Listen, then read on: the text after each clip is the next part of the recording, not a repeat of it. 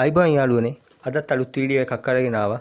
අද අරගෙන ආවේ මේ වගේ පවර් සප්ලයි එකක එන්න පුළුවන් පොඩි දෝෂයක් පිළිබඳ.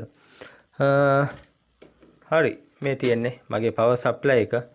මම මේකේ වෝල්ටේජ් එක වැඩි කරන නොබ් එක කරකැවුවට හරියට වෝල්ටේජ් එක ඒකාකාරීව වැඩි වෙන්නේ නැහැ. කියන්නේ සමහර වෙලාවට නොබ් එක තද කරලා වගේ බුවම ටිකක් වැඩි වෙනවා. ඒ වගේ එක දෝෂ ආවා. ඉතින් ඔයගොල්ලන්ට හිතෙන්නේ නැති මේකේ නොබ් එකේ අවුලක්. එහෙම වෙන්න පුළුවන්. ඇත්තටම මේකේ මං හිතන විදියට ඔයගොල්ලන්ටත් හිතෙනවා මේකේ මේ variable resistor හරියට සෙට් වෙන්නේ නැහැ කියලා හිතෙන්නේ නැති.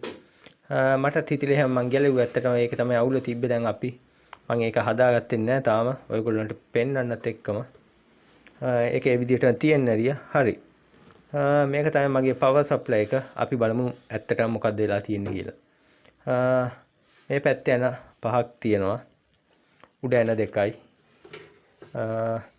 එහා පැත්තේ යන 5ක් තියෙනවා. ඔක්කොම යන 12ක් තියෙනවා. ඔය යන 12 ඔයගොල්ලෝ ගලව ගන්න. ඊගාවට පියන මේ විදිහට අයින් කරන්න පුළුවන්. හරි.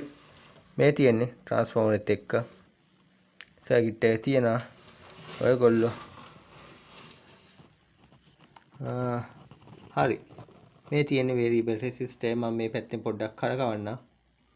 ඔයගොල්ලන්ට පේනවා නොබ් එක කරකවද්දි මේ variable resistor කරගෙනවා.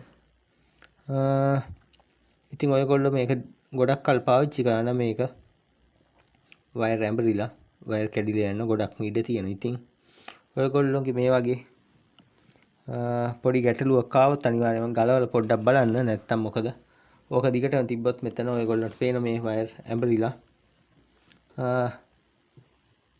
වයර් කැඩිලා ආවි. එහෙම වුණොත් පාස්සලා හදාගන්න ගියොත් තවත් අමාරු වෙයි. නැත්තම් ඒ වගේම තව අනික් කොටස් වල ඕක වැදිලා ඒ කොටස් හානි වෙන්නත් ඉඩ තියෙනවා. ඉතින් ඔයගොල්ලෝ මේ නොබ් එක ගලවනවා මේ පොඩි ස්ක්‍රූ පිනියක් අරන් ෆ්ලැට් එකක් මේ අස්සට දාලා මේ ගලව ගන්න. මම ඒක කලින් බුරු කරගත්තා. ඊට පස්සේ ඔයගොල්ලන්ට පේනවා මෙතන තියෙන පොඩි ඇණයක්. ඒක මේක නම් තියෙන්නේ 10 ඇණය. මම 10 යතුරක් අරගෙන මේක මේ පැත්තට තද කරගන්නවා. හරි. ඔයගොල්ලෝ තද කරලා දිහා පැත්තෙන් තල්ල ගන්න. මොකද මම මේ තනි අතින් වීඩියෝ කරන්න බැරි නිසා තනි අතින් ඔයගොල්ලන්ට පෙන්නුවේ.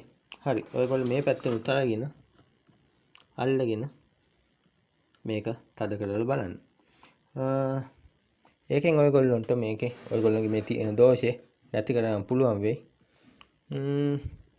මං හිතන්නේ පොඩි වීඩියෝ එකක් වුණාට ඔයගොල්ලෝ මේ වගේ පාවිච්චි කරනවා. ඒ වගේම මේන් එහා පාවිච්චි නොකරත් ඔයගොල්ලන්ට මේ හා සමාන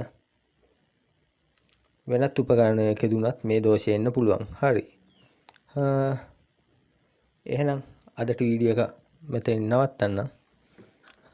ඔයගොල්ලෝ අපේ channel එක subscribe කරලා bell icon එක click කරලා තියලා අපිත් එක්ක දිගටම රැඳී සිටින්න.